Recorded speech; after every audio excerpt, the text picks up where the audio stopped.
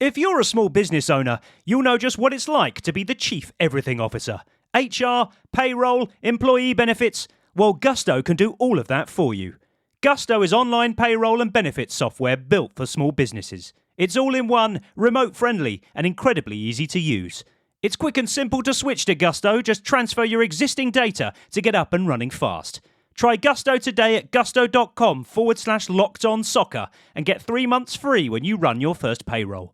That's gusto.com/lockedonsoccer. The world's biggest soccer tournament has arrived, and you can trade the entire tournament on Kalshi. On Kalshi, you can trade every match from the opening stage all the way to the final. On Kalshi, you're trading against peers in a live market, meaning there's no house. And as the probability changes, you can buy in and out of your position. For a limited time, download the Kalshi app and use code CUP26 to get $10 when you trade 10. KALSHI Kalshi. Trade the beautiful game. 18 plus only. Restrictions and eligibility requirements apply. Event contract trading involves risk and may not be suitable for all investors. Prices, values, and available markets may differ from those mentioned. For more information, see kalshi.com/regulatory.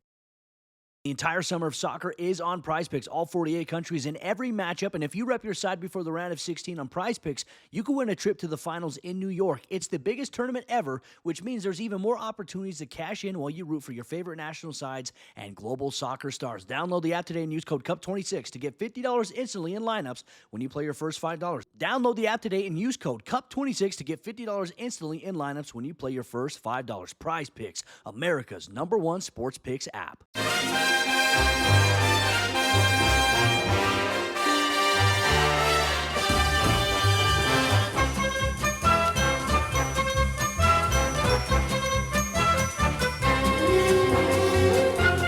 Hello everyone, I'm Chris Wynn. Welcome to How We're the podcast, and I hope you listened in to part 1 of our Football Room 101, which saw Andrew and James go head to head to see who could rid football of their World Cup specific pet hates by persuading me to place them in room 1 and banish them forever. We had Andrew trying to put the spider cam into the oblivion, and James tried to rid the world of those Japanese fans who clean up after themselves. How dare they? But unfortunately for Andrew and James, but maybe fortunately for the rest of the world, neither went into room 101. But luckily for us, I have the same two gentlemen aiming to be more successful in part 2, where we're going to have the next 2 rounds. And first up, I can introduce you once again to Andrew Smithson. Hello, Andrew. Hello, mate. Let's face it, I'm not going to be more successful, am I? I mean, episode 1, just, that familiar crushing feeling of there's me pouring my heart out, clearly in some sort of torment, and you just go, no, I don't think I'll put it in, Andrew. God damn that camera making it easy for other people. How God damn you. But it did surprise us, to be honest, that it was actually James rather than you who were talking about fans, because it's normally you who are putting in a type of fan who you don't particularly like. Let's just leave that there, Chris. Let's not start trying to get me pigeonholed. Yeah, well, that's it. I think one of your previous choices to quote was gobshites. And I do get the irony. Because I'm the worst one going. But come on, less of this, please. I'm suddenly feeling very, very awkward. Well, no, Yeah. I think you've changed as a person, Andrew. You're not putting those fans back into. I've not changed as a person because you know what's coming. Oh, no, exactly. We'll see what's coming. But next up, we have someone who almost convinced me to put in a set of fans who were being praised by the world in general. So I'm looking forward to seeing what he comes up with next, because we have James Nichols with us. Hello, James. Hello, mate. Hello. Yeah, I'm not a hypocrite. Everywhere I go, I make a real mess and don't clean it up. Yeah, we were talking on the last one. I bet you just left a mess in that pub for all those poor cleaners to clean up after the England-Mexico game. Took me Guinnesses back to the bar, recorded it, Yeah, took it on social media. more like Nick the Guinness pint glasses and took them home with you, rather than send them. But Hey, well, if the glass isn't there, they don't have to clean it. Yeah. Well, I'm going to leave that there, actually. I might get myself in trouble. But I was going to say, James, it's not World Cup specific choices today. But from what you've said, you've had on your list. You've been talking about being on Room 101 for a while, and this list you've got seems to have just been getting longer and longer while you've been waiting, mate. I think I said to Gav last week, I've got a list of 35 different grievances on it. Some of them are reasonable. Some of them have got a huge amount of bullet points accompany them, and some of them are just Newcastle fans. Newcastle's tifo, which had a pigeon wearing a hat. So they're certainly less reasonable, but they're not nevertheless members of the long list of 35. Yeah. Well, actually, it's funny because one of Andrew's might potentially be on your list today, but we'll get into it. Because look, let's get into our second round. And James, this time we're going to start with you. So I need your second round pick. Yeah, so I can't remember which one's first. I think it's the celebrations, isn't it? Yes, celebrations. Yeah. So it's not celebrations in general. It's very specifically if you're a fan at an away game and you're usually behind a goal in a corner somewhere around there, and your team scores at your end that you're sitting at, and then your player pisses off to the home fans at the other side of that end instead of celebrating in front of the away fans. I genuinely think that probably annoys me unreasonably more than anything else in the entirety of football. I remember Big Sam, May 2016, just before the Everton game, give or take, we won 3-0. Go down to Stoke, absolute shithole, middle of nowhere, been ages to get there. Big away end right behind the goal, because I don't know if anyone's ever been to Britannia or whatever the fuck it's called now. There's like that one big open end where the tunnel is that the players go down. And then right next to the tunnel is the away end behind the goal. And it's a pretty good away end, to be fair. I think they've moved it to the corner now, but anyway. 1-0 down, penalty, Jermaine Defoe strokes it in, 91st minute. And then he pisses off to the Stoke fans in the other corner. And we're all like, what are you doing? And it happens too often. Like, I don't want to single him out because I love him and he's mint. Brian Brobby against Spurs. Unreal goal. Like, brilliant football. Proper under the cosh for some of the first half where we weren't really quite at the races. Got on top of them in the second, playing really well. The goal, you could just feel in that away end that the goal was coming. Massive away end in the corner in Spurs' new massive stadium. And then it's like lovely football, Granite and naughty 1-2s. Gets it to Brobby, the 1-2 with Enzo, turns the defender, smashes it top bins. And then he just runs away, miskicks the ball and just stands in front of the Spurs fans and screams at them. Like, it's a big away end right next to you. Go and celebrate with him, man. And then, like, it just happens too often. Like, Wilson, to be fair, when he'd done that goal against Hull and he just ran the length of the pitch and tapped it in, where not a single one of his touches was actually under control of the ball. And then runs to the Hull fans, remembers that Sunderland fans are in the corner, and then runs all the way to the Sunderland fans over in the other far corner where we all were celebrating. And it just proper noises. Like, there's no better than when you're like gone mental at an away game, your players are gone mental as well, and you're all in there together and like celebrating together, and it just grows like such a good connection with the players. And it just proper pisses us off when they just wheel away to the home fans and do like, even if they don't do a gesture, like Wilson cups his ears, Brobby just shouts at them, which I mean, now I'd be terrified of if he did that to me. Or like when someone shushes you, or inevitably when we were in League One and like a mag would do that thing, like, or the gesticulate the other fans. Just come and celebrate with all fans, man. What are you doing? Aye, well, I mean, just on, for a start, talking about memories of going to the Britannia, I remember the first time we played them there, when I realised how much of a shit tip it was in the middle of nowhere. I remember it was snowing, I think. It was the first season, I think it was after we went down under Reed, and I think Paul Stewart scored the winner against us, I think, in the first season we went down. And it was in the middle of winter, I remember, because Stoke fans were pelting us with snowballs when we were coming out, and it's just in the middle of nowhere, and it wasn't very pleasant. Anyway, that's memories of Stoke City, which wasn't the topic. But yeah, just about footballers' celebrations in general. Has it got to the point? Is this part of a plan? I mean, we talk about people looking for an edge in games, and and all this.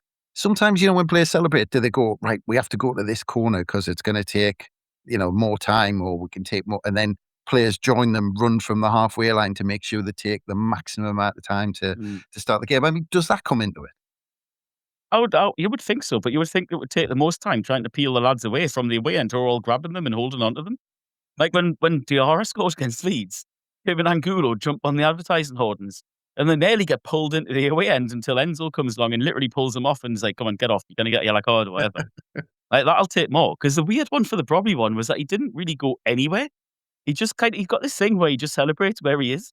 He did it against Newcastle, which was funny anyway. Did it against Palace when he had done his leg in and he had a dead leg. Did it against Spurs. Like, he just scores, takes his top off, and then just shouts at someone. And it's mint. But like when there's an away end right there, just go celebrate with them, because then I think you can get further at that corner, because all the other lads are over in the corner. Like Hume was over by that side anyway. Enzo runs to the away end. Shaka's at the away end celebrating. And then Robbie's just kind of like ends up on his own with maybe like one or two other players just in the middle of the goal, not really far away from anywhere, just kind of standing next to the goal, just shouting at some Spurs fan. So I wouldn't be surprised if there was something in it. It just, in these instances I'm thinking of, I can't really think of them doing it. I mean, Wilson maybe wasting time by goading the home fans and then running over. To be fair, to his credit, he remembered. But like, I'm sure a lot of Southern fans will probably remember that day when that season when we were just playing liquid football under Mogger. And Sirkin scored twice against West Brom. And both times celebrated right in front of the way, and the way end got absolutely mental, because the second one specifically was like a mint goal. Like, lovely interplay with Michu and Pritchard. And like you could just see like the happiness on the players' faces and like the mutual sort of love between the fans and the players. And like, it took them ages to get Sirkin away from the away end. Like, he was just there for ages, it felt like, doing his little BC that he does, bless him. I hope he has a good time wherever he goes. Oh, so I still sad. But Forgot I about think me there is- too until you mentioned him there as well. oh, little French prince, man. Yeah. Oh, great pass of the ball, couldn't do out else. Well, just quickly there, because you mentioned yellow cards somewhere in there, James. Is it not safer for them not to go to the away fans? Is it safer for them to stay away so they can not get booked? Because the temptation must be to. I mean, if you scored a goal for Sunderland, I mean, our natural reaction would just be to jump in the crowd and just join in, wouldn't it? Aye. Well, it depends how many of them do it, I think. Because they're not going to book everyone. It was like what Jude Bellingham said after the Mexico game, when he was like, oh, I didn't want to go over the hoardings to go celebrate with the fans, because like, oh, am I going to get booked here? I've already got a yellow card. But then I seen Harry do it, Kane. So I just did it anyway. And it reminds us like of Coventry in the playoff semi-final, when Neil, Sirkin, Job, Hume, Rigg all end up in some form in the crowd, on the hoardings, getting ragged about. I mean, Riggy's is mint. Riggy just kicks the corner flag and then just launches himself over all of the hoardings, just into a body of Sunderland fans. Riggy's Sirkin do the same, and none of them get yellow cards. Like, I think some of them were already on cards at the time as well, and probably by the letter of the law being suspended for the final. Thankfully, they didn't. But I think it depends on the quantity of people doing it, because Diarra and Angulo both should have probably got a yellow card against Leeds, because they're on the hoardings that counted as exiting the field of play and entering the stands. If I remember rightly, Barini actually did get a yellow card when he did it against the Mags. And he stood in front of that, whatever the hell that big end's called, the silly big one. And he stood in the hoardings shouting at them all. So, like, it probably isn't great, but I think that if they all do it, they're not going to book them all. Yeah. Well, Jude Bellingham probably said, I'm I'm not going to jump over the hoardings just in case Jordan Henderson follows us. But just on when players score, and I imagine I'd be in this bracket where if I scored, especially if I scored a goal for Sunderland, I'd just lose my head. I wouldn't really know what to do or where to run or where to go because I just scored. I mean, is it a case of just players just they just lose their heads and it's just the adrenaline just kind of is so high, it just everything pops and it's like, well, I don't know what to do here, and they just do the first thing that pops into their head. Oh, that's what's so good about the Coventry goal, where like when you see like the footage and it zooms in on like Ballard, and he like runs left, takes his top off, runs right, and there's just players running in every single direction. Like Enzo's running one way, and then they see him running another way 2 seconds later, jumping across the screen. You see Mayenda running, following Ballards, and then next thing you know, he's legging it down to the bench to get his sunglasses. And then you see like Hume kicking the shit out the Hordens in the corner, Job kicking some beach ball. Like all the lads kind of mental. Like that's just class, because that's for me, that's like the best celebration is none of this like preordained shit. It's just pure passion and just a release of energy. But just do it in front of the fans at an away game. Do what you want. Jump on the Hordens. Don't jump in the crowd. Just stand in front of them and just celebrate together. I think that's a big one. I know for a fact that Gazolfi has said in meetings that he wants players to like go and celebrate in front of the fans. He tells them, do what you want within reason, but just do it in front of the fans. Go to the away end, go to the Roker end, go to the corner flag and go and celebrate with the fans. When you get a corner, go and G them up and, and like grow that connection. Like he feels that connection so strongly and he's nurturing it and building it. And he's actively telling the players to do it. So I think I do think it is sometimes a loss of head. I think just go and lose your head with us, and we can all lose our heads together, and we can all have fun together, and it's just mint. Just you mentioned the old practice celebrations. So you're not a fan of those because I'm going way back, but I remember the Chelsea one where they all kind of some laid on the floor and they all kind of laid on the floor together and put their arm up and just kind of did all that sort of stuff. So you're not a fan of all that? It depends. I mean, Jan, when he did his dance, like they get the good bits, like of when Zenden tried to join in and just looks like a dad at a wedding. I like the Hull one that time when Ballard's got them all on the floor, and like it's funny, like it's an iconic scene. Yeah. But I much prefer like just a player going mad and just like showing the passion. Personally, I think like some of them are good. Like obviously the Enzo one, the big famous one for Southern last year, and the Hill Dickey at the end of the season, looks mint. But he's so busy looking for his mask and trying to find his mask. He's ignoring all of the lads who are trying to celebrate with them, ironically, even though the photo at the end of it does look really good. Yeah. I don't know. I think, again, it maybe just comes down to a little bit of performative nonsense again. Maybe I just don't like people being performative. Maybe I just like people's reactions. Just go and just let loose and celebrate, but just do it with us. Yeah, you want the natural reaction. Well, the best one I remember was not really for the celebration, but I'm sure it was a non-league side who scored against Wimbledon in the FA Cup, and it was at Selhurst Park, I think. And they were all on their backs, and there was something to do with what team they were or something like that. They all laid down on their backs and they were waving their arms and legs in the air. And Mick Harford just walked through them all, stamping on each one by one on each way through. He just, this non-league side, they've got their moment of glory that they're never going to have again. And he just walks through them all and spoils the whole thing by just stamping on them all one by one. So that was... Remember when Wimbledon had the elephant around the pitch at Selhurst when they played at Selhurst? Yeah, Sam Amand did it, yeah. That was on the Vinnie Jones. There's a Vinnie Jones documentary, isn't there? On Netflix or something like that at the minute, and I'm sure it was on there when Sam Amand did all that. But yeah, that was my favourite practice one. But quickly bring you in on the whole celebration thing, Andrew. Would you prefer that they'd jump in or celebrate right in front of the lads rather than running off and doing their thing? I don't know. I'm not sure, to be honest, because I do like the spontaneity of it all. I'm just thinking there, I bet the Japanese lads would have a problem tidying up after an elephant, if there's been an elephant in the away end with them. Like, not going to be best pleased with that, though. They might just say that's a step too far, that, like. I'm not touching that. They'll not use the little blue bags. They'll have to have a big trunk for that one, I think.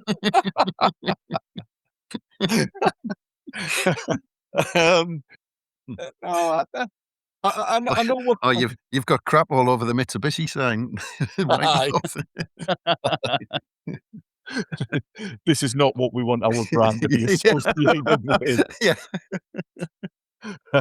Sorry. Anyway, carry on. No. I know where James is coming from because the scenes when the players are celebrating with the fans are brilliant. I think it was when we got that comedy own goal we got against Leeds at the stadium. Yeah. Not last season, but the season before. And the players were like in front of where we were in the stand celebrating, and just in the corner of my eye, I could see like Luke O'Nien was like, crowd surfing and that. That is class. But I think it's maybe for me, it's one of those double standards things. If I see Brian Brobby going towards the opposition fans and screaming and all of that, I'm like, yeah, go on, son. Stick it up then, go on. But then if somebody does that to us from the opposition, I'm like, oh, how man, is there any need for that? Come on, man. Just, behave yourself. Stop acting yourself. Yeah. So See, if every player celebrated in front of the fans, then there is no double standard. We could just all get along. all get along. I don't think Yeah. anybody who goes to football can all get along. Apart from when he Yeah. did it at the Mags. When he took the Mags, that was great. Well, maybe that's the rule. You can put it in room 101, other than if it's going to wind that lot up. And if it's going to annoy the Mags, we'll look the other way. Is that a fair compromise, do you reckon? Well, I think if Robbie managed to get in the away end at St James's Park from where he was, I'd be impressed.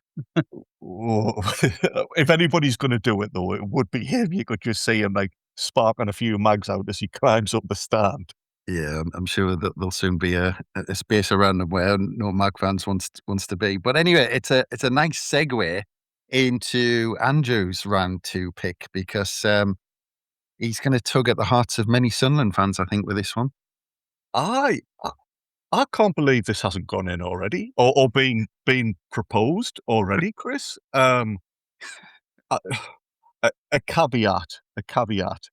I do feel a little bit bad about this, because like I was taught, if you've got nothing good to say, don't say anything.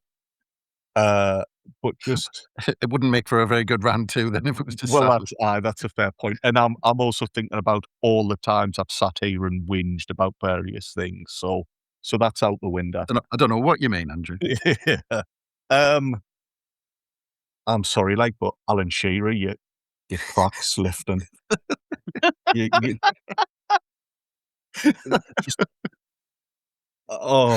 I actually very briefly once met him in a social setting, and he seemed like a pleasant enough bloke. To be fair, just canny enough bloke, no problems. But I just think the Alan Shearer we see is an act, and it's a really, really bad act.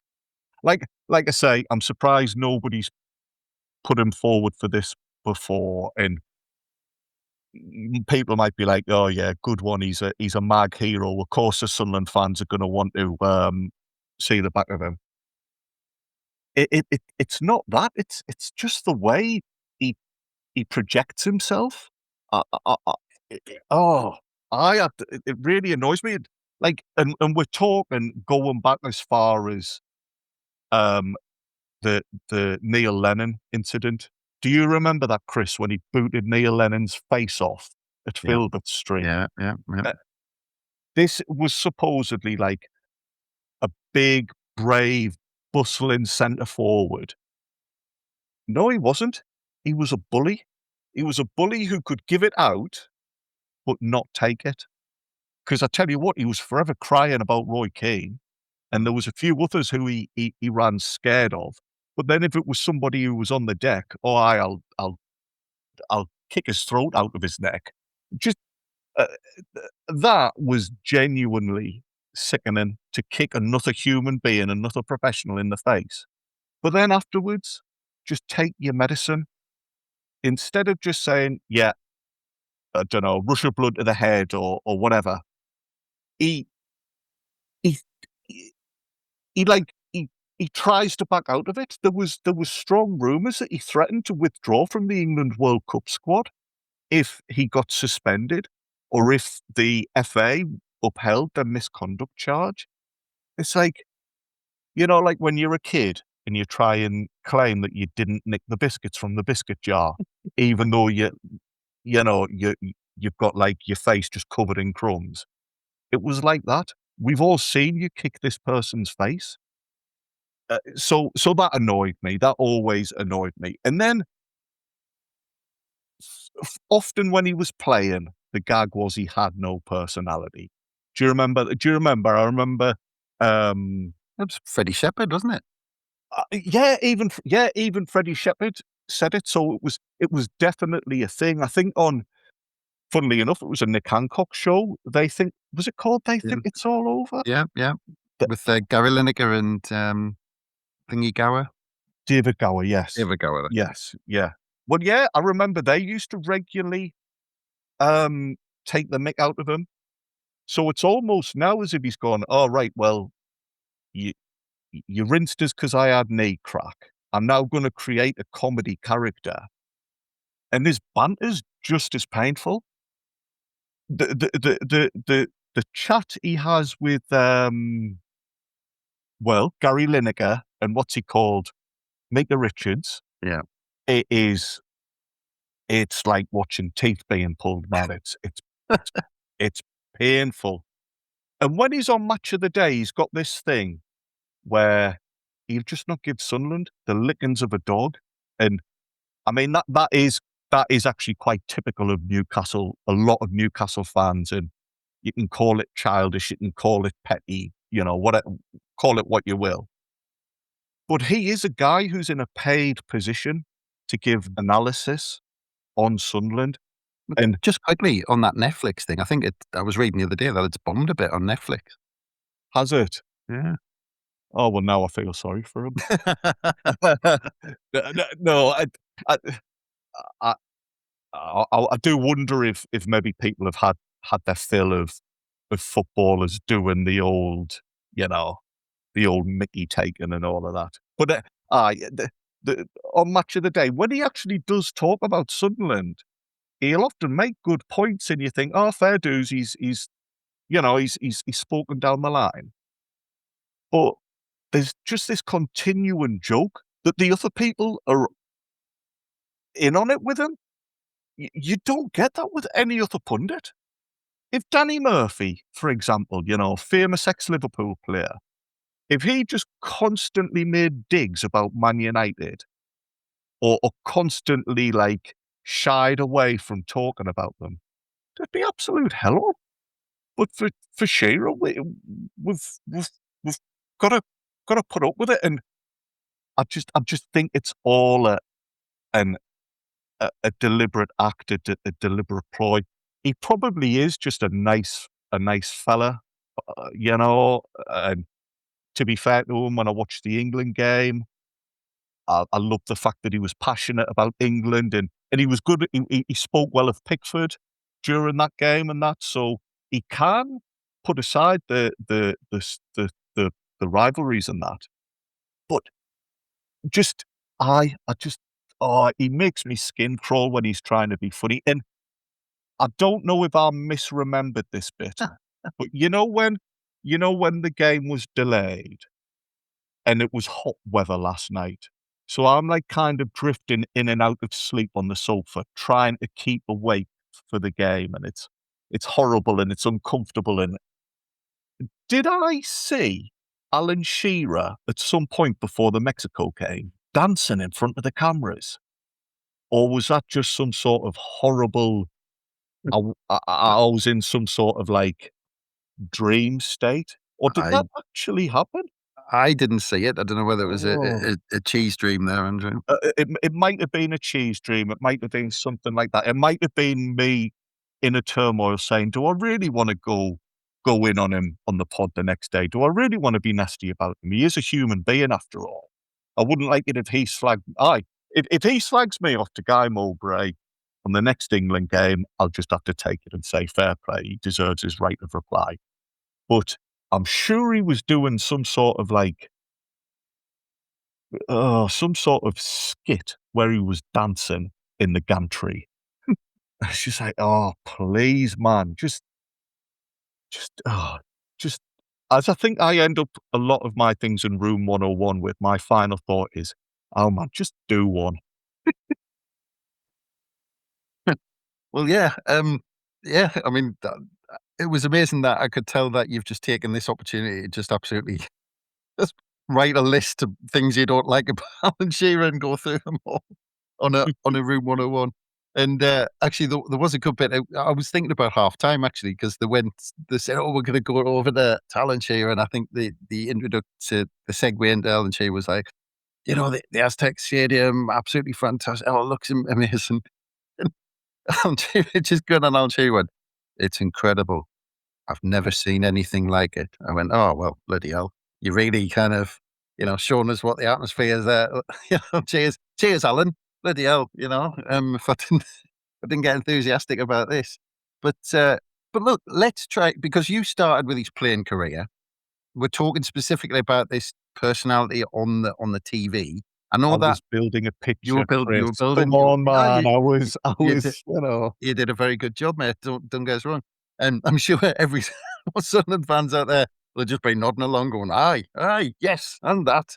Oh, you forgot about that. And he did that." Because I was thinking his incident with Roy Keane as well, where because Roy Keane always, whenever mentions Alan Shearer, he always sticks his elbow out, doesn't he? But Alan Shearer wouldn't have any of it, that he did stuff like that. But let's try, if we can, for a second, to take the whole Newcastle thing out of it, because don't worry, I'll bring it back in. But I've got a thing about pundits generally, and again, looking at, he works for the BBC, so it's one of these things we can look up how much he earns for the BBC. One thing I can never get my head around, and we've only got the 24-25 figures, because I think in the next couple of weeks, I think that's when the 2025 figures come out, if you know what I mean. So we have to go back a year. At this point, Gary Lineker was still on the BBC payroll, so he was way out in front in terms of salaries at the BBC. He was 1.35 million. Then you had Zoe Ball on just over 500,000. Third on the BBC payroll was Alan Shearer, between 440,000 and 450,000, essentially, a year. Third on the BBC payroll for doing Match of the Day once a week, and then major tournaments, of course. But I don't get it, because people talk, maybe bring the conversation in about people hammer all sorts of pundits and all this. But for me, a good pundit is someone who, when you're watching the game, you go, "I didn't know that. I would have never have thought of that. That's a different angle. That's a different way of looking at it." Or telling you, working you through a move where you go, where they say, "This is what you do in this position, you pull out and that creates the gap." And you go, "Right, I didn't know that, because that's what people know on the inside." He's not one of those. So I don't really get it. And I never have, and there's a lot of pundits out there like Alan Shearer, but he never brings anything. And he's in a big bucket of pundits who don't do this, but he never brings anything to the party where I go, "I didn't know that." It's a great point. It's a great point. And maybe, you could expand this out from just any pundit who's more bothered about crowbarring a gag in than actually giving insight. Because, he's a very, it's all very obvious. "Oh, the striker will be disappointed with that." Never. You mean the striker there who's just missed the open goal is going to be feeling a bit down? Oh, cheers. Thanks. It's a game of two halves as well, apparently. It is apparently, unless it's a Sunderland game in which he doesn't pass comment on it. Just so you know,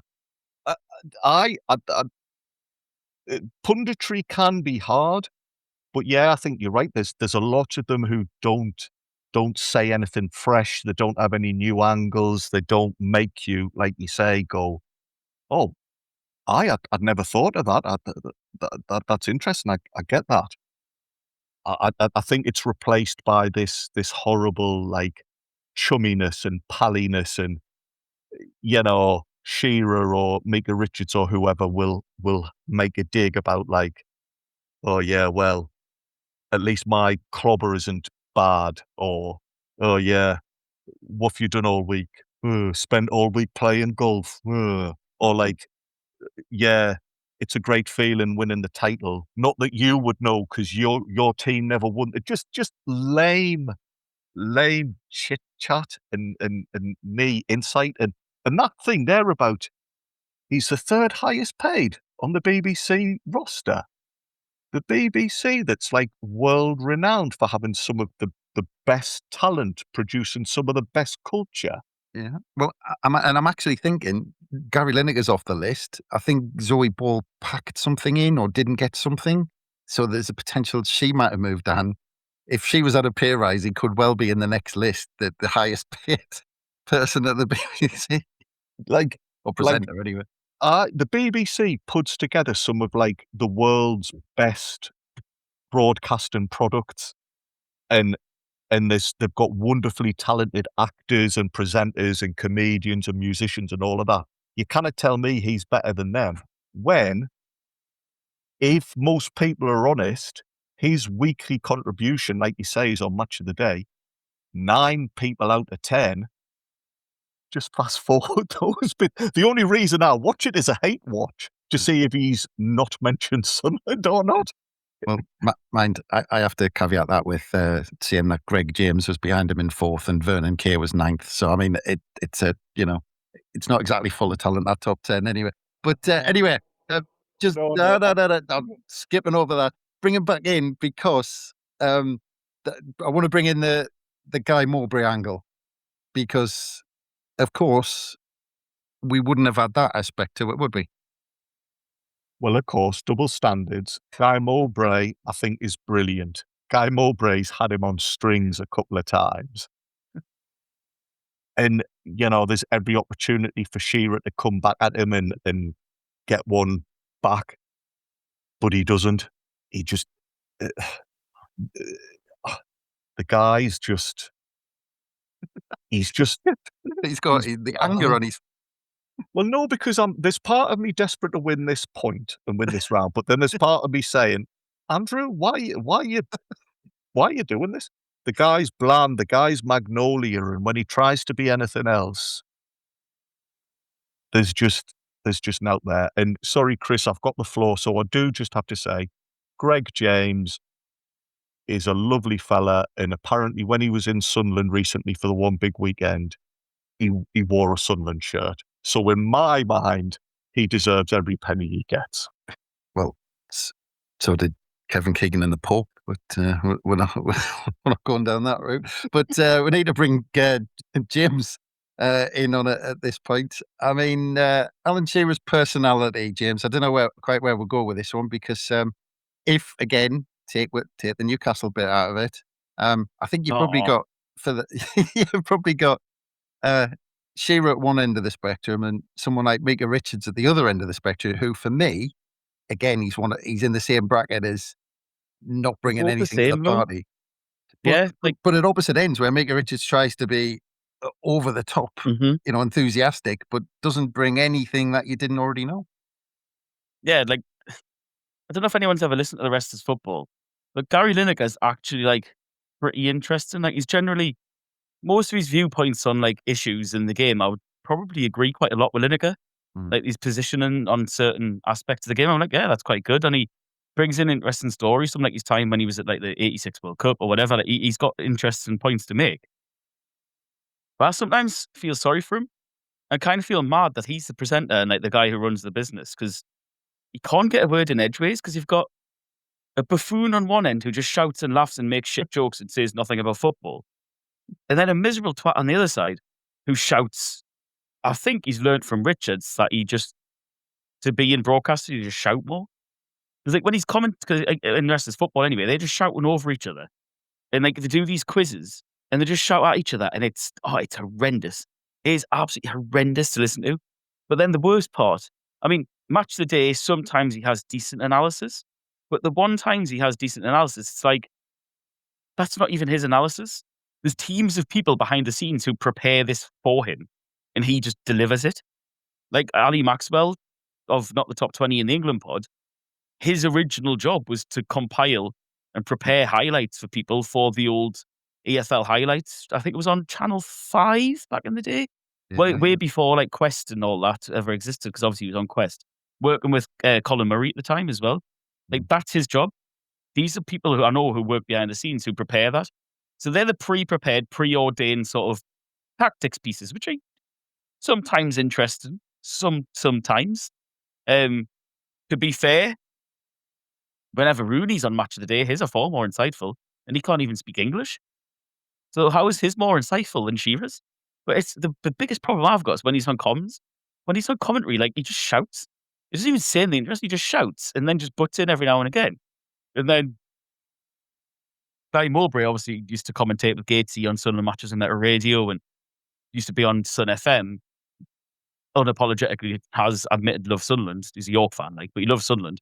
Just winding him up's the best thing ever. It is just mint like that. That's that bit when Talby came on against Brazil, I think it was, and Mowbray was like, "So that's Chemston Talby, one of 12 Sunderland players at the World Cup, even more than Real Madrid." You'll know a thing or two about Talby, won't you, Alan?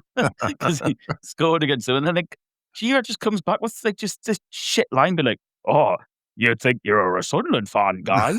Fuck off, man!" Like to be honest, it's impossible to separate the two. I hate the man because he's a mag, and he's like the king mag. He's like the main mag. He's like the number one, like, final boss of mags. So I hate him because of that. It's impossible to separate that. I hate the bloke because of that.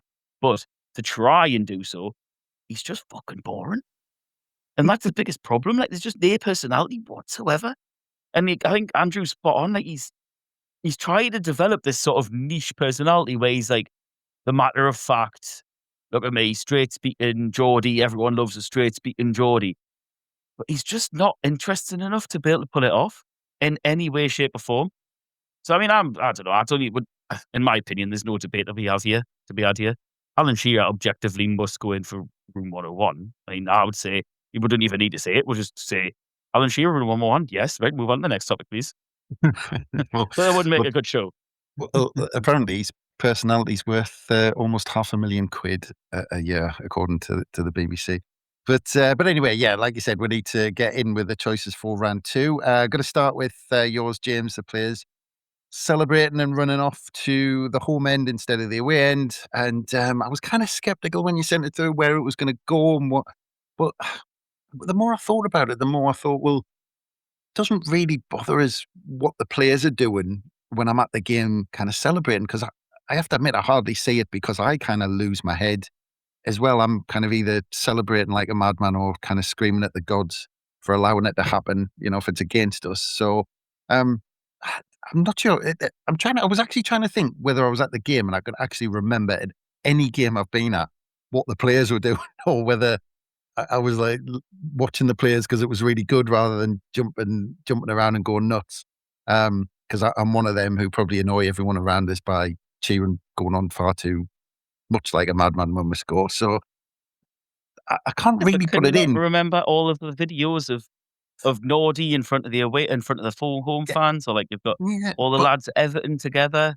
You'll always remember the videos, but you'll never forget. You'll never know the ones when it doesn't happen.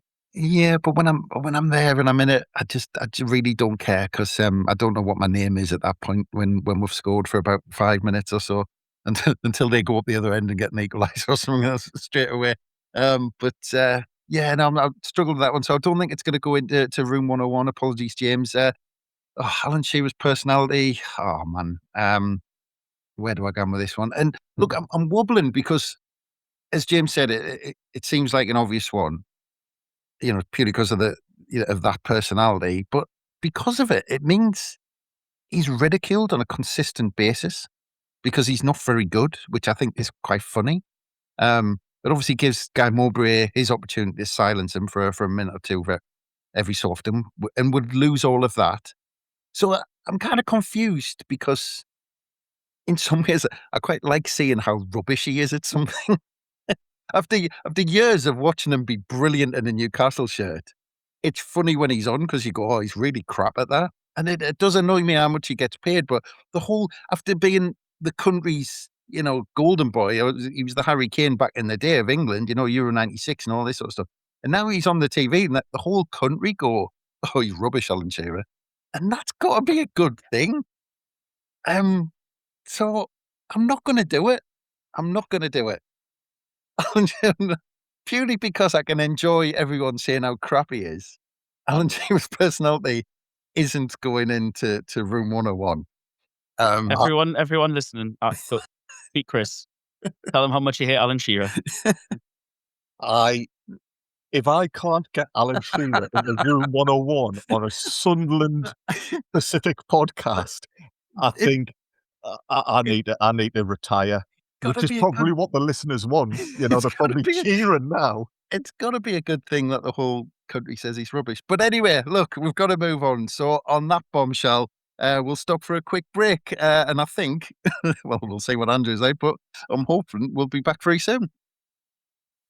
The world's biggest soccer tournament has arrived, and you can trade the entire tournament on Kalshi. On Kalshi, you can trade every match from the opening stage all the way to the final. On Kalshi, you're trading against peers in a live market, meaning there's no house. And as the probability changes, you can buy in and out of your position. For a limited time, download the Kalshi app and use code CUP26 to get $10 when you trade 10. KALSHI Kalshi. Trade the beautiful game. 18 plus only. Restrictions and eligibility requirements apply. Event contract trading involves risk and may not be suitable for all investors. Prices, values, and available markets may differ from those mentioned. For more information, see kalshi.com/regulatory. If you're a small business owner, you'll know just what it's like to be the chief everything officer. HR, payroll, employee benefits. Well, Gusto can do all of that for you. Gusto is online payroll and benefits software built for small businesses. It's all in one, remote friendly, and incredibly easy to use.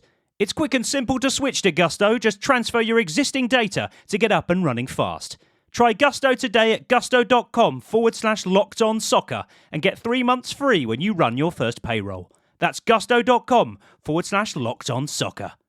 The entire summer of soccer is on PrizePicks, all 48 countries in every matchup. And if you rep your side before the round of 16 on PrizePicks, you can win a trip to the finals in New York. It's the biggest tournament ever, which means there's even more opportunities to cash in while you root for your favorite national sides and global soccer stars. Download the app today and use code CUP26 to get $50 instantly in lineups when you play your first $5. Download the app today and use code CUP26 to get $50 instantly in lineups when you play your first $5. PrizePicks, America's #1 sports picks app. And welcome back to How We're the podcast. And as if you're listening before the break, which I hope you were, we stopped on that bombshell of Alan Shearer. But we're going into the last round. And James, I'm going to start with you for your last pick. So, football TV direction in general, like how badly done it is, and it's really annoying. I go to loads of games. Sunderland's like there's now worse than being stuck watching it on the telly. I mean, to start from just a general point of view, the angle that they have at most games is just so bad. Like our sit back at the Roker end, and one of the best things about that is you can see everything that's happening on the pitch. Scouts, when they're scouting players, sit up high behind the goal, up high so they can get a good perspective behind the goal so they can see everything. Because they're not there to watch a match. They're there to analyse an individual player. But because that view, it means that other things are happening and they can see it all happen at once. And I just think TV cameras aren't high enough. Like at one point during the World Cup, they cut out to this, like, they showed a replay of a goal. And I think it was like just onside. And they cut out this really high camera, like really high up in the stands. And they had everything on the pitch just about all happening at once. And it was a good view and you could see everything. And it was great. And I was like, give us this option. Just have this. Or then you'll be like, something will happen. And then they'll show the replay 6 times. Then they'll find the best looking female in the crowd. Then they'll cut to a manager. Then they'll cut to a player. And then your team's at the other end of the pitch with the ball. And you're like, what happened? What's went on? Or like, it's really annoying if you're Sunderland and you're playing like a good team who have a lot of the ball. And you don't get much of the ball. And then your entire phase of play is them cutting to replays and looking at things that happened and looking at things that have just happened. And then give the ball away again. And it's just like, oh, well, let's just sit and watch a Man City pass the ball around again. Brilliant. Nice one. Thanks, lads. Or like the one that really, really annoys us. Every single time a winger's running with the ball, they've got an incessant need to cut to like one of those little blokes on the side with the little handy cams. And you don't have a fucking clue what's just happened. Because it cuts so quick and you've like missed something. And then it'll cut back again. And you can't see the positions of the players. You can't see who's making runs where. You've got absolutely no spatial awareness of anything else that's happening. Because they've just zoomed right in to look at like Noni Madueke's arse while he's running past some random like Ghanaian guy that you don't even know. And it's like, why are you zooming in? But now what these players look like, we don't need to see them. We want to see what's happening on the pitch, man. And then like it's absolutely nonsensical. Like cutting away at mad times and just going to like random crap. I think for a while, BT, when it was BT, had this little like insert they would put above, because they used to have scoreboards on the bottom left, and they put this insert, and it's like manager's reaction, player's reaction, whatever, like zooming in on something. Mint, have that. Have your little insert. Go to your little shots and all your fancy stuff for all your silly cameras and your replays that you've got here and there. But just have the action on the screen. I think one of the best things that Amazon do is I'll get on to one thing with Amazon in a second. But one thing Amazon do is the ability to turn the commentary off. It's mint. You can just have the Stadium FX. You don't have to listen to Alan Shearer droning on or like Lee Dixon just moaning like hell. Or, I mean, you would have missed Danny Murphy's little comment on Bob the Cat, which is probably the single greatest piece of football commentary I've ever heard in my life. Completely unintentional. But the Amazon also do this thing, which is like, I don't know what they call it, but it's like they put like rings around the players when someone's close to them, and it's like high pressure appears, or like they'll have like passing options open, and they'll put like a green ring around best chance of a goal, or like they'll follow like there's a little radar on the bottom, and there's like player names appear above the heads, and it tells you how high they've jumped and how fast they're running, how fast the shot's going. When the shot happens, it'll show up the XG, and it'll have a little totalizer at the bottom of XG. No one wants any of this shit. We just want to watch the match. We just want, like, honestly, the best match, the best football viewing we had for a while was during COVID, and they had the one single camera just to watch it, and you could just sit, the camera would just go back and forth, just watching the match. It didn't cut to anything else. You could like see replays later on or anything else like that. You can do that later on. It's a replay. If the ball is live in action, keep the camera on the ball and have it at a good angle where you can see things that are happening. I'm sure I can't be the only one who sits there and is just like yesterday night when Mexico scored, I think it was, or maybe when England scored, and they were too busy showing the replays of the England goal and nearly actually missed the start of the build-up to England's second goal. And then suddenly you just see Pickford, Pickford's launched like a long ball up, and it's like the ball's in the air and it cuts back. Like, it's mental. Like, they always seem to cock up stuff like this, specifically during the World Cup. And then, because it's all encompassed under the same thing, hydration breaks are just ridiculous. Now, in the UK, thankfully, the BBC and ITV are only 2 of 3 broadcasters in the entire world that don't cut to adverts. But like, just cutting to the adverts is just insane. You remember in the 2010 World Cup when Gerrard scored against the United States, everyone missed it because they went to an advert. Yeah. Like, that was obviously a mistake, but it's just someone who's doing a job who fundamentally isn't very good at the job. They've just cocked up somewhere. And I feel like a lot of football TV directors, they won't know football, probably not, because that's not the job. I don't know how to do production and direction. That's not me, but I do know football. And I feel like the people who are responsible for, cut this camera this now, this camera now, don't understand football and just don't understand football fans and what we want from our TV viewing experience. Because for me, it is now better than being at the ground, in the atmosphere, and being able to see everything that's going on. But there's now worse than when they just make all these silly little cuts and like put these replays in and miss massive parts of the game.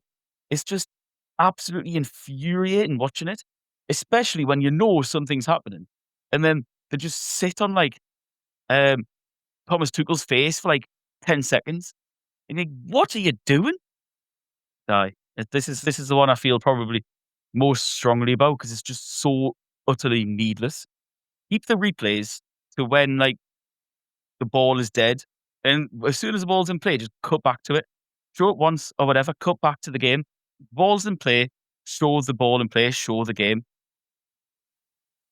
Yeah. But those are the most annoying ones that you described there, that where they cut to a replay of something, but it almost looks like the director or whoever it is doing it, they're trying to produce a bit of art, because they go to a replay where, I remember, I'm sure this started 2002 World Cup, but you might say it was one of the late ones, I can't remember, where they started going to a replay of a player just kind of turning his head in slow motion or pointing into the distance like really slowly, or getting up off the floor or putting a boot back on or something like this, but doing it in slow motion, so it takes up 10 seconds.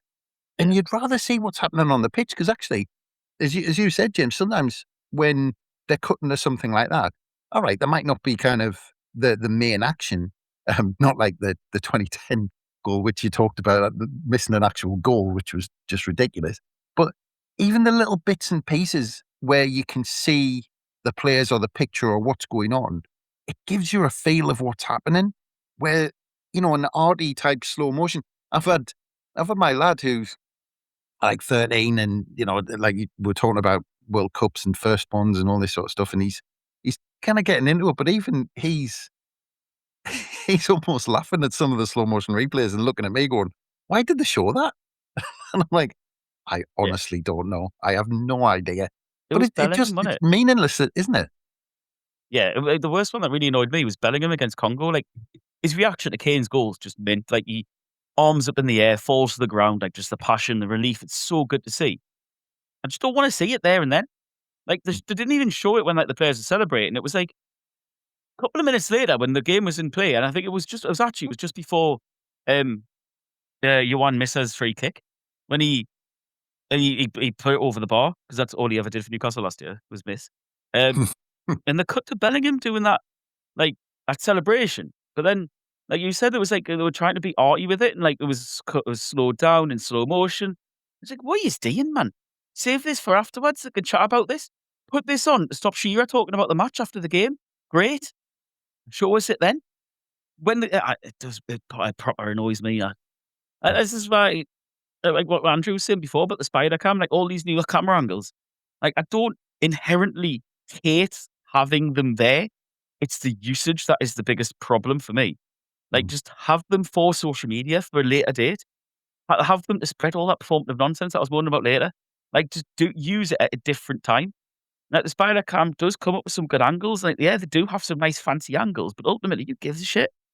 Like I just want to watch the football and I want to watch it in the most advantageous way of being able to watch a football.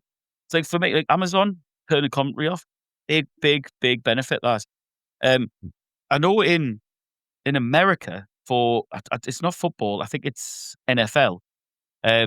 It's obviously they've got like a myriad of even worse streaming services than us. Like I think some games are on now HBO Max, others are on Peacock Sports, and others are on Fox. And God, it must be horrendous for them. But one of their services, don't know which, offers like what Amazon do, where you turn the commentary off, select this camera angle, and it just that camera. That would be like I'd massively get behind that. But I just think I just agree totally with what you were saying. They just try and do too much, I think, and they don't need to. So the point you're making is, in some ways, is you want all of the different angles. You would like to see a lot of those replays, but not in the way they do it. So does that lead us to say, at some point, do you think football armchair fans will be able to just do their own direction? Just say, right, well, you've got a list of cameras, a list of views, and you can just flip between them as and when.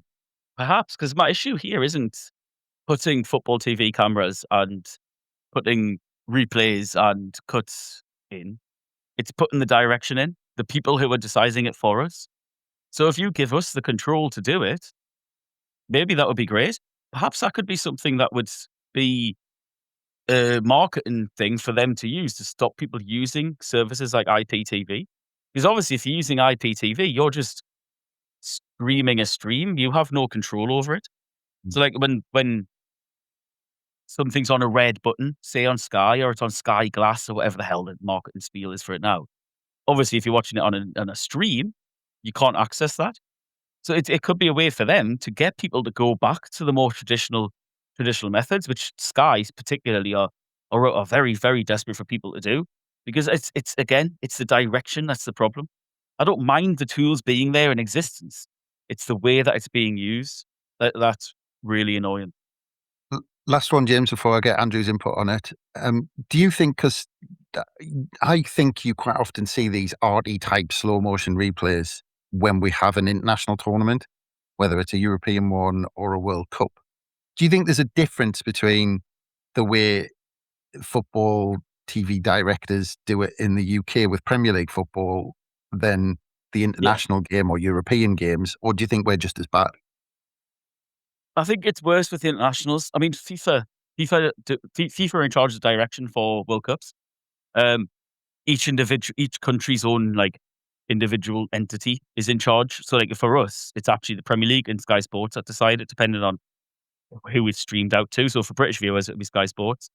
But like international viewers, it's the Premier League because they have different streams.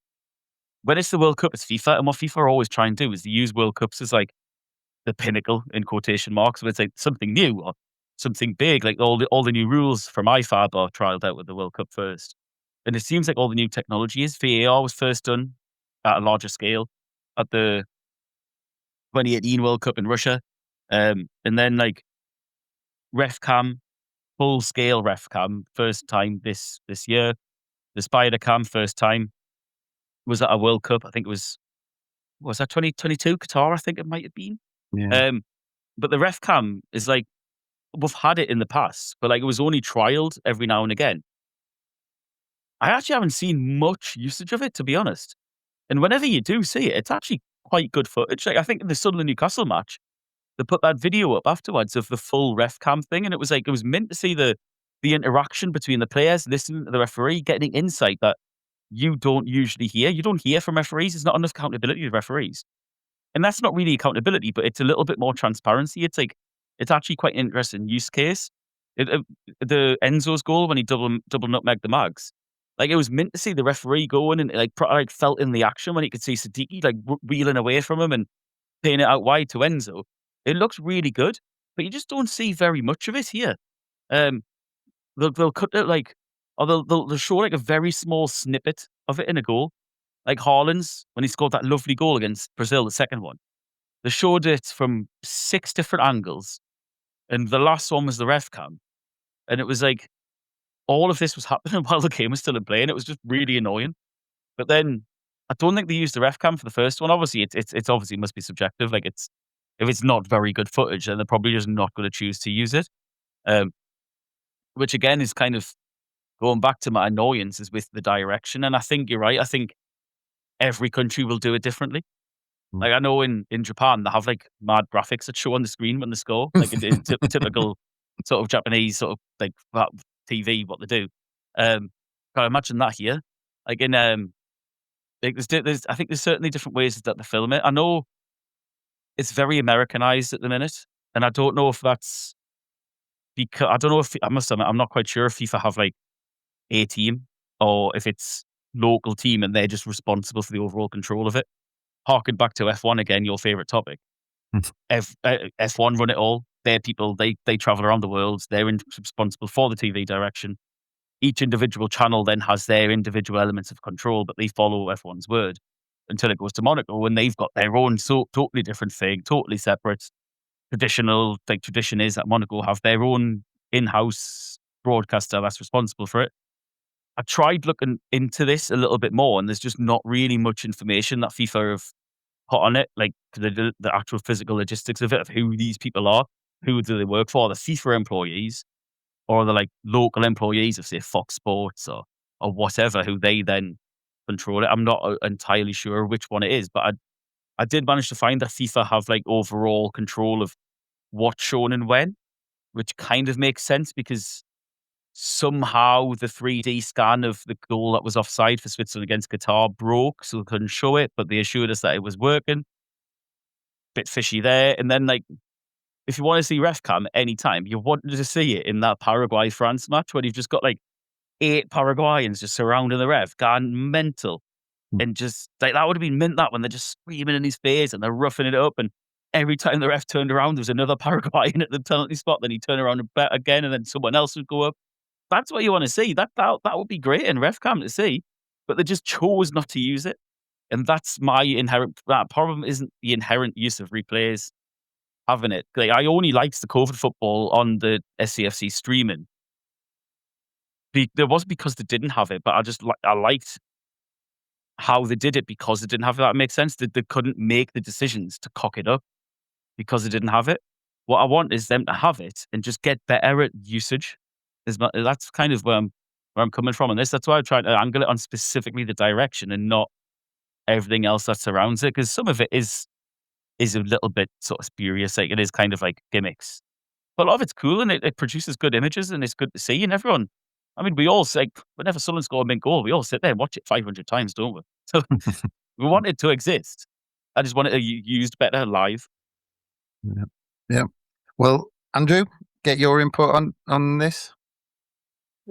This is James, like Johnny, is a pain in the arse, because the whole idea of this is you're meant to be saying, "Oh, James, man, what you talking about? You're talking rubbish. Pick my choice, Chris, not his." But exactly like Johnny used to. I mean, I thought it was going to be easy today because normally I've got no chance against Johnny, but James is just as good. I know exactly where he's coming from. I can't disagree with what he's saying. It's almost as if they are presenting a TV program for the general viewer rather than a sports broadcast for fans of the actual game of football. There's a lot of times where it's like, are we being shown this angle because it actually adds to the story and your understanding, or is it just because they've got a fancy camera and they want to be able to use it? Early on in James's reasoning, he used the example, and this is the one that always frustrates me. They'll zoom in on a winger, for example, going down the wing, beating his man, but you've got no idea where that is in relation to the rest of the pitch. And has he got teammates alongside him? Are there people lining up in the box ready for him to cross? Has he got somebody else who's about to come and get him? You're not seeing the full picture, and you're not getting the proper context because they want to give you a fancy angle or a fancy shot. It does frustrate me. I mean, you can tell I've not been to a live game in a while, and I'm missing getting to the stadium and that, because I think all of my picks, most of James's picks, I agree with. It's all just when I've sat on the sofa whinging about footy on the TV and how it's given to us. One thing I would question, I don't know if you remember this, Chris. James said there, that there might be like a market for people who can pick themselves what angle they use or that type of thing. Do you remember when Sky brought that in for a while, kind of late 90s, I'm thinking, and you could select player cam, and I think you could select to hear the commentary from like a couple of just regular punters, and that died a death, I think, probably because what James is saying. Just show us the football. I don't need all the bells and whistles. I just want to watch the match. And at half time or in the highlights packages, we'll have all of these mad and interesting angles and the daft graphics. I just want to watch the match and work it out for myself how it's panning out. Well, on that, Andrew, it's almost like we planned it, but this is a perfect segue into your last pick, isn't it? Oh, well, of course. And I would just like to thank you and take the time, Chris, for the marvelous job you do on these podcasts. I can't get Alan Shearer in, so I'm going to have to properly grovel to you now and really suck up to you. But yeah, my pick is along similar lines, and it's how fictional football is depicted on screen. And like, football is the biggest game on the planet. So how can like TV producers, filmmakers, ad executives, how can they just constantly get it as wrong as they do? Fan shots on fictional TV or adverts. Fans do not behave the way we're led to believe on adverts. We don't chant like that. We certainly don't dress like that, where we've all just got like generic scarves and hats in the colours of the team we supposedly support. It's woeful. You'll then have like a pub scene or a scene where mates are sat on the sofa watching the footy.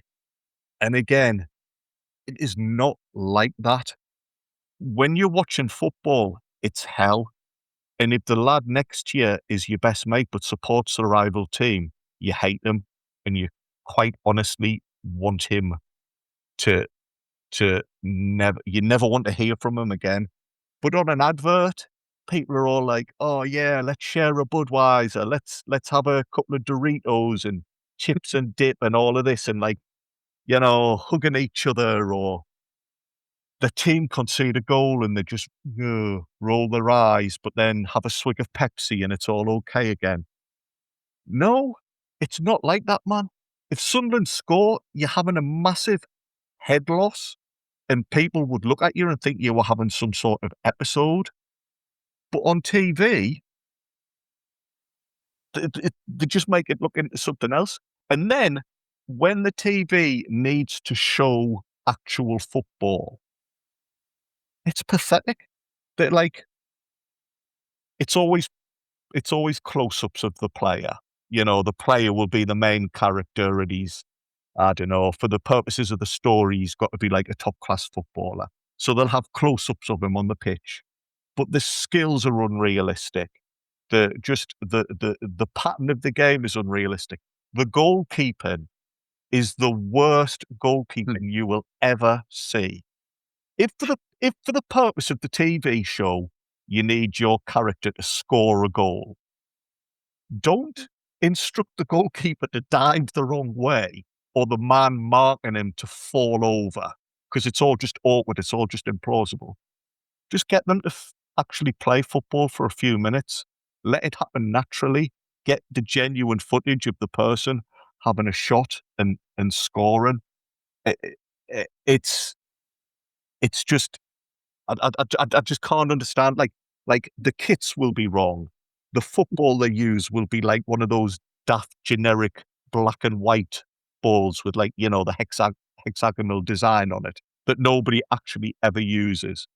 You'll see a close-up of somebody like drilling in a low shot along the deck, but then it'll cut to the ball like hitting the top corner of the net. I, I don't understand how football can be the biggest thing on earth. Everybody has seen football, other than the people who then try and commit it to film and try and use it for fiction. I mean, I struggle to believe they've even been on this planet. Never mind they've watched a game of football in their life. And it just completely, you can't suspend your disbelief. You can't believe what you're watching because they can't get the basics of just trying to put together 30 seconds of football action. Well, you talk about saying it's the biggest game on earth. I'll try to look up the best football movies, and the searches kept coming up as Jerry Maguire as being the top one, and I knew we were in trouble at that point because it wouldn't even get the right one. And I've got a slight bone to pick with you about the goalkeepers, because you're clearly forgetting Sylvester Stallone in all of that, in Escape to Victory, of course. But yeah, one of my other pet hates as well is, when, and it's I think it might be Spider-Cam that's following it, but when there's a player running with the ball, how all of the players just fall out of the way. It's almost like they're old stuntmen or whatever, and they have to throw themselves in the opposite direction that the player's running in, rather than, as footballers do, smash into them. And there's no contact ever. Somebody will dribble through. Nobody even gets a hand on them. Nobody has a laser glove on them. They just waltz through and then slot it in the back of the net. And the goalkeeper will always, 100% of the time, go the wrong way. But I was just going to say, I was going to put it to you, Andrew. Go on then. Because I completely agree with you. And actually, it's funny because Jeff Brown said this recently on our podcast. He said football's never, ever been done well on the TV. But if you had to pick three, what would your top three football movies be? Oh, that's a tough question. Well, you have a couple of seconds to think. In the And this is kind of how bad, this is kind of helping your point, I suppose, because actually in a lot of searches, when you come up with them and you look up football movies, because you wipe most of them from your memory, most of them have Bendit, like Beckham, either top or second and all of this. And I have to admit at this point, I've never seen Bendit. I know kind of what it is and I know what it's about and all that, but I've never seen it. So I don't know how good it is and all this sort of stuff. I just probably can imagine that it maybe not my type of movie, even though it's a movie about football. But yeah, Hey, but it's I don't know good. if you've got it. It's good. Is it good? Is it genuinely? That actually is. It's like it's not just about football. It's like an exploration into like a melting pot of like English and Indian culture as well. It's actually quite I've good. I've Jonathan never Rhys seen it. Meyers is really good in it. Oh well, there you go. James is putting us right. But we'll go the two of you for this. Andrew, have you got a top three? I've listed 2 films, one of which I've not seen in about 30 years. I think Fever Pitch Yeah. might have been decent, but that wasn't really actually football. It was the culture of being a fan, Yeah. and that might be well and truly dated. Like I say, I've not seen the film for ages. I've not read the book again in years. So please don't cancel me. The only other one that I can think of, and again, this just highlights the issue. Do you remember When Saturday Comes with Sean Bean? Oh yeah, yeah. Sheffield United. Aye. So the storyline for that was he was a pub player who gets picked up and ends up playing in like the professional game. When was the last time that happened? But I think, I could be wrong, I think there was like a massive error that, the type of thing that saddos like me pick up, in that like the semi-final of the FA Cup was played at Bramall Lane and Sheffield United were the home team. It's something like that. And there's me ruin it for everyone saying, technically I think you'll find the semi-final has to be at a neutral venue. I'm sure it was something like that. Yeah. And again, just Partridge says, stop getting Bond wrong. And I'm saying, stop getting football wrong. Yeah, the only other one I can really think of is maybe the Damned United, because actually it was just players rolling around in mud, I think, when they did the football scenes in that one. But James, I don't know if you've got a top three. Oh, I've got more than 3. I love a football film, I must admit. I mean, I do enjoy Ben. I think I remember reading the other day. So I was listening to a quiz, and there was this. I'll not say what it is. I was listening to a quiz, and it was World Cup themed, and had like a World Cup / media bit, and they had like shots from films, I think, and then they had to guess who it was. Obviously, the players' faces, the actors' faces, were like superimposed with something else on top. And I'm sure they said in that Bend It Like Beckham is the highest grossing association football film of all time. Bloody hell. Which, I mean, it's obviously going to be more than Escape to Victory. I mean, that came out, like 1980, 1981, something like that. But no, yeah, Damned United, Escape to Victory, When Saturday Comes are all brilliant. Can't remember if it was a film or if it was just like a TV film. I don't know. I mean, it's still a film, I guess. But there was one about the David Tennant starred in it. He played the Scottish assistant manager who took over after the Munich air disaster. Can't remember the name of the film, so obviously didn't like it that much, but it was really good. Mike Bassett, England manager, Fever Pitch, like they're all mint. I like them all. But even the football scenes in Mike Bassett are crap, though, aren't they? Aye, that's why it's good. It's great. I like them because it's so crap. But I mean, at some point there they've got to is- make a decent one, surely. Nah, Like I where want the them actual bad. football, where the football bit is filmed well and got a little bit of realism in it. Maybe, but I don't know how possible it is. It's kind of like the F1 movie. Like it's the same sort of problem. It's nonsensical. It's fantasy, but it's filmed really well. Maybe they'll make one where they've used some new technology and film it in a really cool way, in a good way. But I don't know. I kind of like when they're a bit a bit crap and a bit embarrassing. I mean, what was it? Gregory's Girl, the Scottish one. Like the football scenes in that are absolutely horrendous.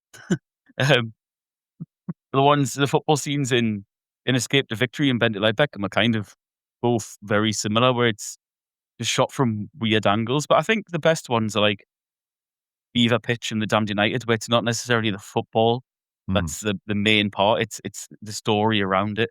I think they're the ones, and I think that's because, like you say, it misses out the specific football scenes. I mean, they are there, but it's definitely like a secondary. I mean, do you remember, was it Mean Machine, the Vinnie Jones one, with Jason Statham in goal, who plays the monk, who's like some mad, practically a serial killer, who's just suddenly becomes an unbelievably good goalkeeper because he hangs upside down in his prison cell. And I think the most famous scene from that was... I mean, when you say it out loud, it makes perfect sense. Well, the most famous scene from that was when he boots the ball off the warden's nads as hard as he can. And then it just cuts to Dennis Healy with these comically large eyebrows, just absolutely furious in the crowd. Like, that for me is why it's good, because it's funny, because it's a bit crap. Like, I like them because they're bad. But I think my favourite is probably When Saturday Comes, but I love Sean Bean. Well, there you have it. So I think it's time to decide what goes into Room 101 from these last picks. So we'll start with you, James, with the football TV direction. Now, again, I was thinking about this, and you sealed the deal for me when you reminded me of the 2010 World Cup. Because I was in Walkabout in the middle of Sheffield for that game. And people were literally throwing pint glasses at the screens and things like that. I mean, the Walkabout was full of screens that day when the game kicked off, and when it ended, it had less than half left that was still working. I think because people got so cross because they thought they actually started throwing drinks at the screens before they'd realised a goal had been scored, purely because the ads came on, and then when they realised the goal had come on, I mean, all hell broke loose. And I remember the fallout afterwards and all that sort of stuff. But I know that was a screw up, but the whole arty thing where they do these slow motion things, I mean, it makes, there's been a few times where I've laughed out loud at these things, and I've thought, actually, I want to see what the players' reactions are to the last thing that happened, or I want to see what's going on the pitch. And they go to someone wiping their brow in slow motion or something like that. And so, of course, football TV direction goes into Room 101, James. And Andrew, fictional football on screen. Well, the omission we left out of our list was goal. I've not seen it in my defence. Well, I'd probably like to think not many of us have seen it for an obvious reason. And because of that, and I've never seen it, I have no plans to see it, but because it was made and it exists and it will always exist in film, fictional football on screen has to go into Room 101. Goal does it, really. I mean, and the fact, like I said, Jeff Brown made this point the other week. I can't remember what the context was, but he said football has never been done well on screen, and it's absolutely right. And I get your point, James, about having that comic side to it, which is a good thing in some ways, but at the same time, it's because they can't do it seriously. They can't do it well, so it has to have a comic twist. So until someone does it, a decent film with it, where the scenes are half decent, it has to go in the room. And like I said, goal. I mean, just goal. I mean, it goes into Room 101 basically, and that's it. That seals the deal. So well done, gents. You get those last picks into Room 101, and we consign football TV directors and fictional football on screen into Room 101. So well done, gentlemen. And that leads us up to the end of our Room 101. It just leaves me to say thank you very much once again, Andrew, and once again, James. Thank you very much for your time, gents. Really appreciate it. Absolutely brilliant picks, and a good way to spend a couple hours. So thank you very much, gentlemen, as always. And thanks again, everyone, for listening. Let us know if you agree or disagree with the lads, or whether you think my decision was right. I'm sure I'm going to take a bit of stick for not sticking Alan Shearer's personality into Room 101, but it does mean we can consistently ridicule him every time he's on there. So I see it as a good thing. But yeah, especially on that World Cup pundit. But yeah. But we've got loads on How We're the Podcast that has been out over the last few days and will be coming out over the next few days, of course, on our daily releases. But from us, it's bye for now.